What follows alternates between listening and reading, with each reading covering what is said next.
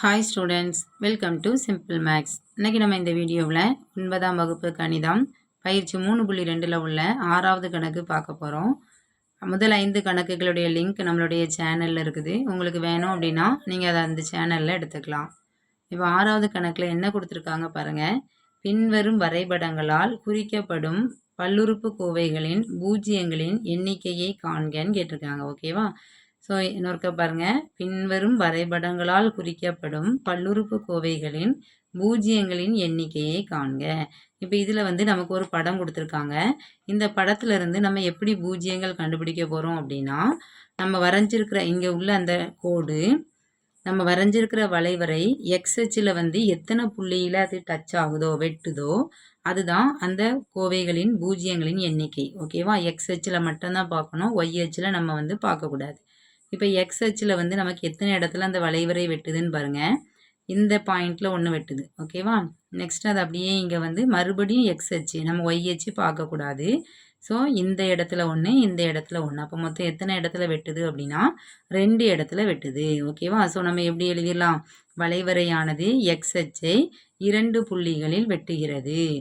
ஓகேவா? So therefore பூஜ்ஜியங்களின் எண்ணிக்கை 2ன்னு சொல்லிடலாம். ஓகேவா? அடுத்து நெக்ஸ்ட்டு செகண்ட் படத்தை பாருங்கள்.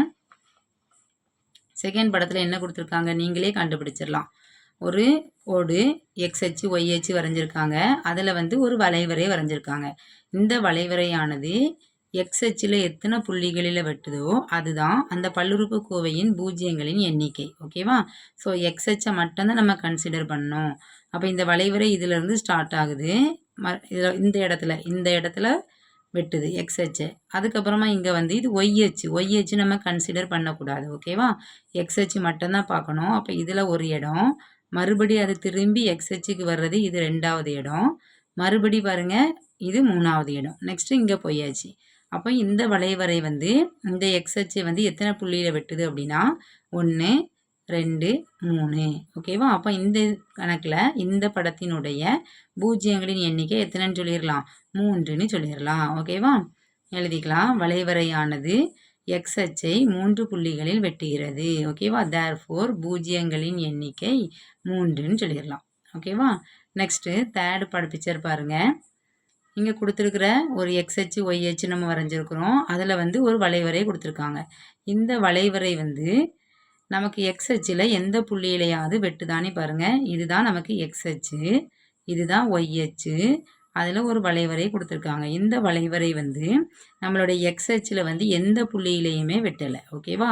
அப்போ எந்த புள்ளியிலையுமே வெட்டலை அப்படின்னா அதனுடைய பூஜ்ஜியங்களினுடைய எண்ணிக்கை நம்ம 0ன்னு போட்டுடலாம். ஓகேவா? பாருங்கள். வளைவரையானது எக்ஸ் அச்சினை வெட்டவில்லை. எனவே பூஜ்ஜியங்களின் எண்ணிக்கை என்னது? 0. ஓகேவா? நெக்ஸ்ட்டு பாருங்கள். 4th one.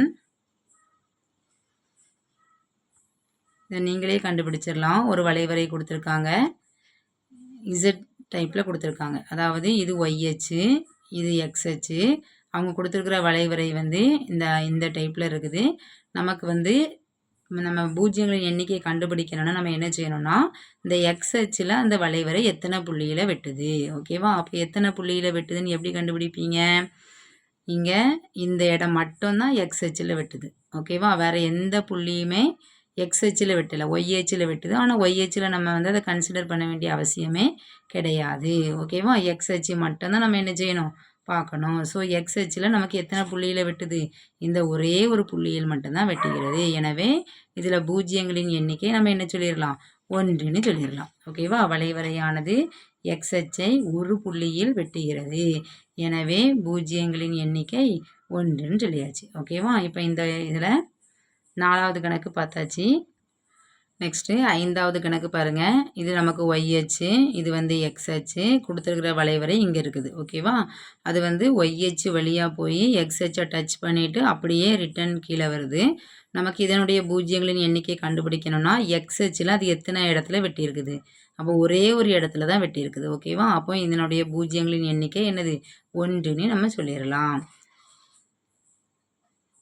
பாருங்கள். வளைவரையானது எக்ஸ் அச்சை ஒரு புள்ளியில் வெட்டுகிறது. ஓகேவா? எனவே பூஜ்ஜியங்களின் எண்ணிக்கை எத்தனை? 1.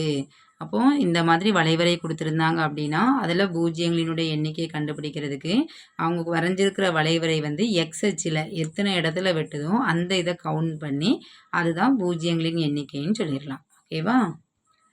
இந்த கணக்கு உங்களுக்கு புரிஞ்சிருக்கும்னு நினைக்கிறேன். இந்த கணக்கில் உங்களுக்கு ஏதாவது டவுட் இருந்தது அப்படின்னா அதை நீங்கள் கமெண்ட்டில் கேட்கலாம். நெக்ஸ்ட் வீடியோவில் நெக்ஸ்ட் கணக்கு பார்க்கலாம். தேங்க்ஸ் ஃபார் வாட்சிங்.